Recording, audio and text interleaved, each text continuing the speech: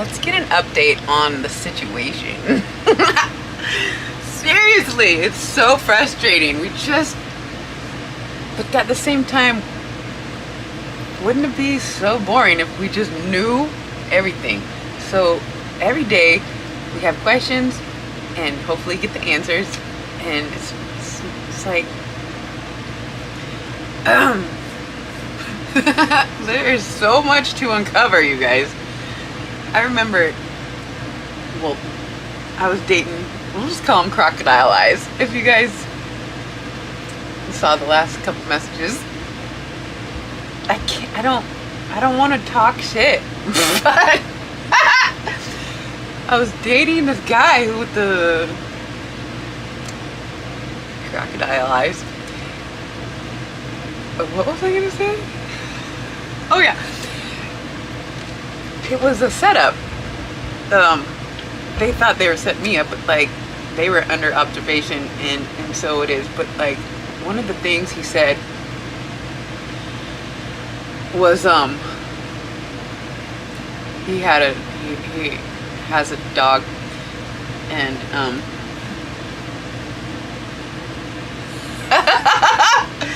commercial on my phone right now. Why is my phone on? Anyways, he's got a dog, and he would walk me and his dog every day. Sorry, I'm feeling goofy. We would walk a lot, and one day he says, I don't know what you and Earl, his dog's name Earl. I love that for a dog's name, Earl. Miss Earl. Anyways, he said, because we're always like ready to go for a walk. Whatever. He says, one day he was like, I don't know what you and Earl are expecting, but this is all there is. It's like, as if, you know, another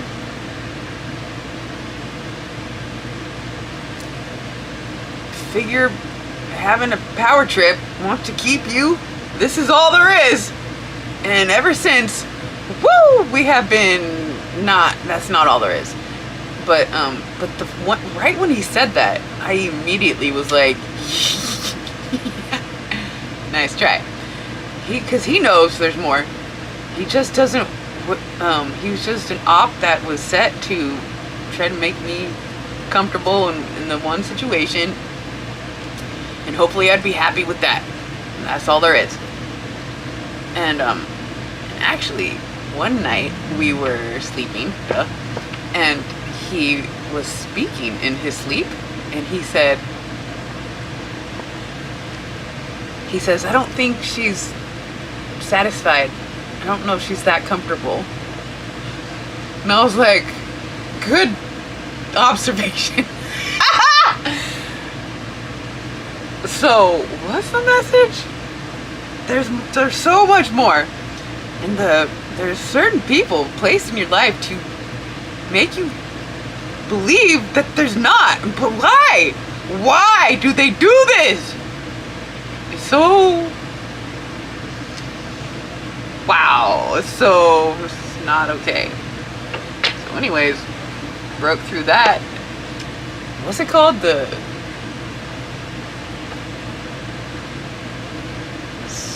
Salidinorum veil. I don't know, there's a word for seeing through to those ones, crocodile eyes. No, but his pupils were like slits.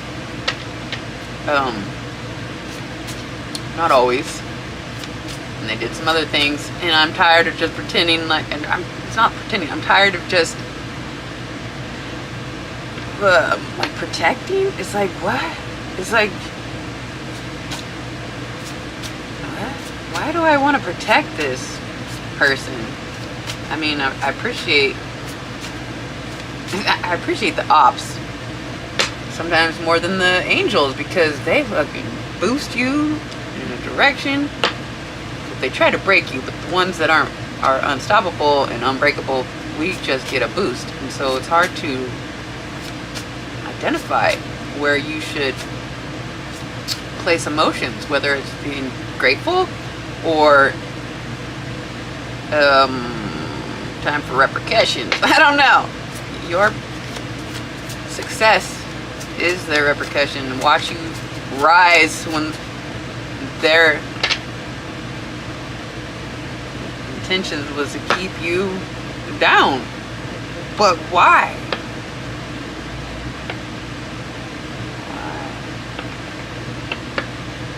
I know why, but like, it's just so stupid. Anyways, let's get one of these. The Unknown Crisis. And I have not looked through these, but we pulled one or two. One of them was a star. The star is an unknown crisis. For who? Only the ones that are gross. Anyways, I know I'm on one. I can't help it. What's the message? What is the message? Seriously. It's bizarre how some days I just want to give up, and then the next day I'm like, let's do 10 videos. What's this? Star guidance. Why is that? Look, the back of the cards, they're all considered the unknown crisis. And this one flipped to star guidance. As if the star's guidance was a crisis. The crisis is not taking star's direction. That's the crisis. But anyways, it says, even in the darkness, there are clues of light.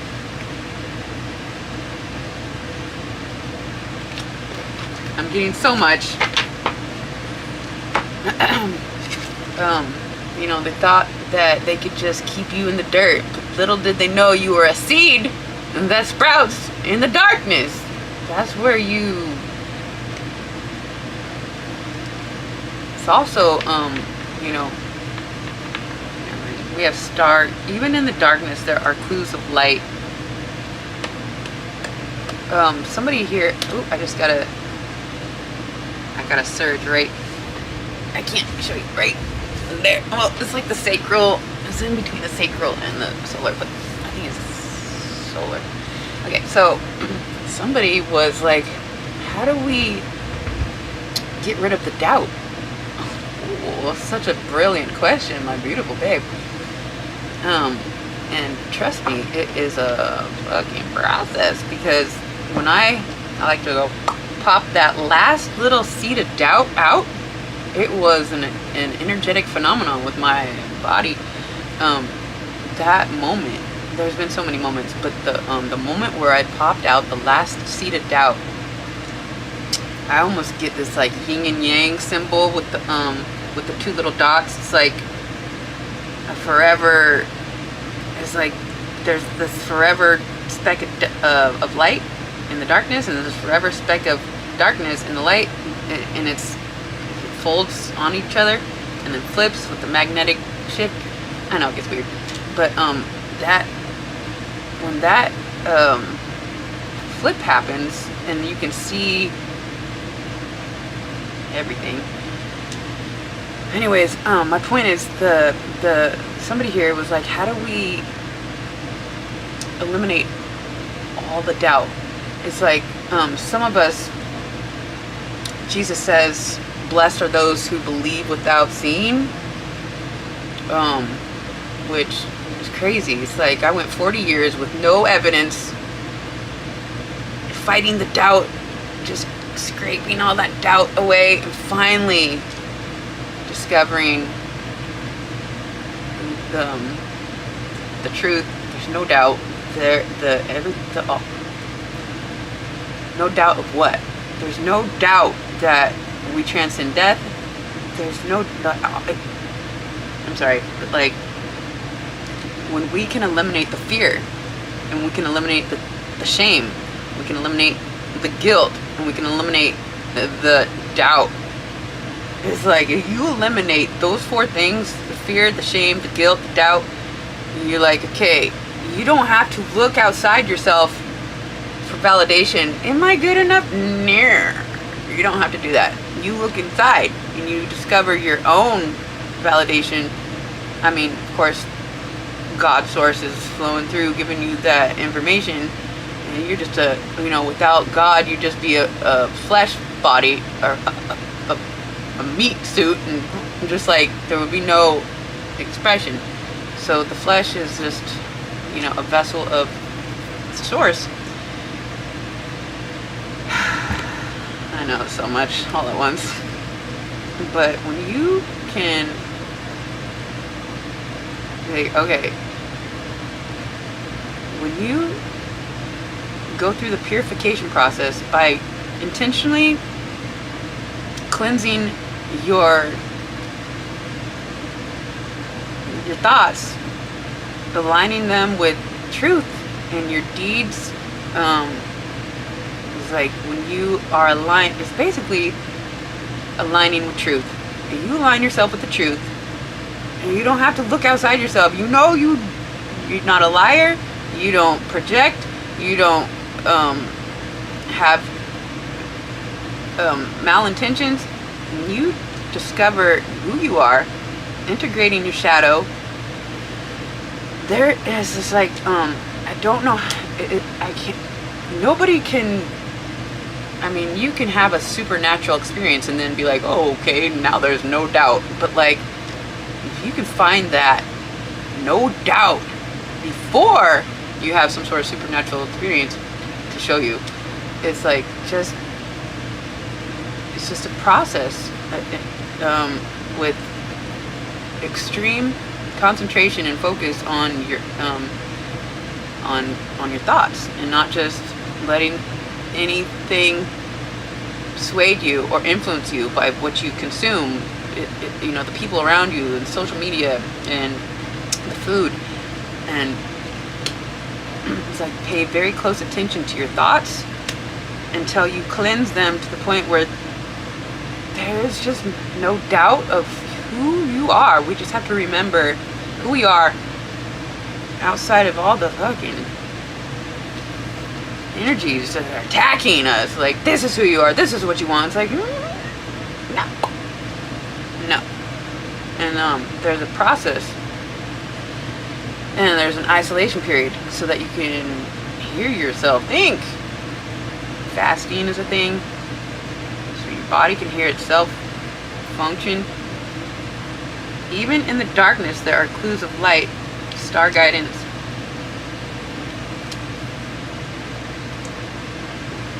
I don't know, let's pull one of these. We're just trying to pop out that last seed of doubt. And then the question becomes, how powerful do you want to be? It's like, now that there's no doubt in your power, it's like the testing, it just begins all over again, because it's kind of like you have to prove that you are worthy of this newfound power of infinite potential, because you don't want to go abusing the power.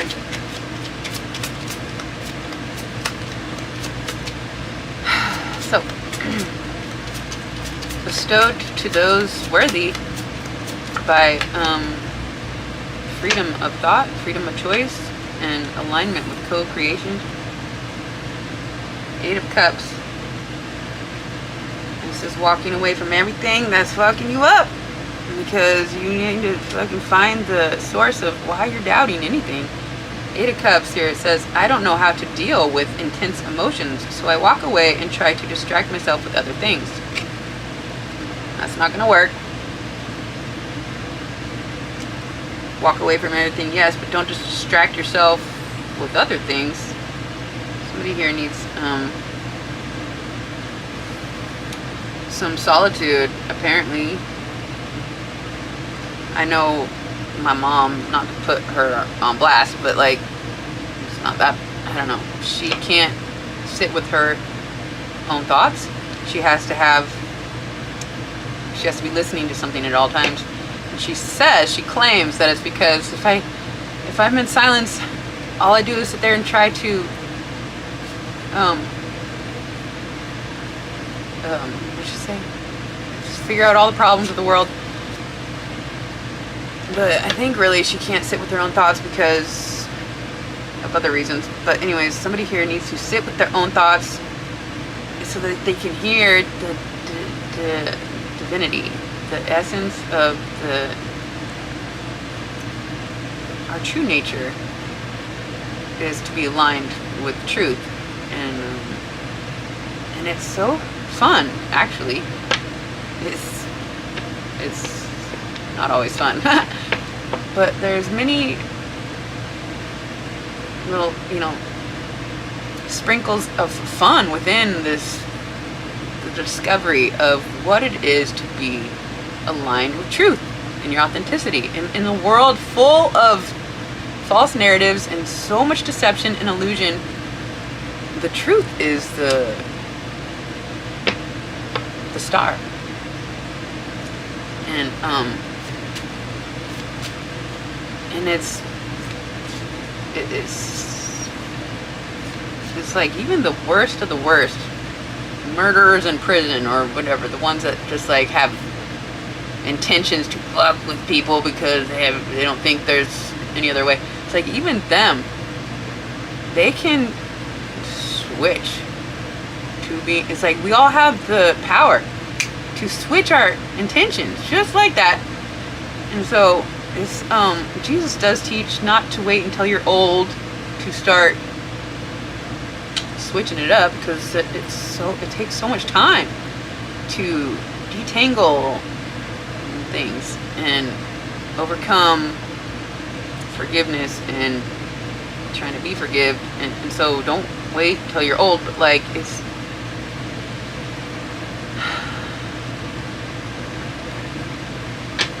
I want to say it's never too late to switch, but there's a point where there's a lot of work to align with truth. And so if you don't align yourself with truth from the get, it's gonna suck. And because I've been trying to align myself with the truth since I can remember, and it took me 40 years to be like, okay, I am aligned with the truth. Seriously, the most ridiculous things that kept me from, it's like the most ridiculous things that made me feel like I wasn't worthy. Like one time I was like 8, my grandma sent my brother and I this pack of gems, like these rocks, like these polished rocks, and I switched it up and gave my brother just like old ones from the ground, and like stupid things like that. It was like within the same hour I went and gave him his rocks from grandma, and he didn't even care. He was like, why did you do that? And I was like, I don't know. I started crying. I was like, I don't know. But like, there's just so stupid little things that I've done that I shouldn't have done. Like when we were playing Shoots and Ladders and I would cheat or something. It's like those things have haunted me, or did. A couple white lies, but like when I finally was like, fucking, you're okay, sister. Nobody cares about cheating on shooting ladders and switching up the rocks. Like, it's like, we're good. We just had to test out the fact that we could fucking be deceptive and malicious and all the things. But like, when you're focused on aligning with truth the best you can from a very young age, it still takes so long to make, like, because of all the temptations. It's like, okay. So, let's just get one more. You guys, I love you so much. Thank you for being here. Thank you for, aligning with the truth, or trying to. Popping out those seeds of doubt, because some of us are fully aware. No doubt, no shame, no guilt, no fear. Yo, it is special status. We have covenant, sacred contract, number 7.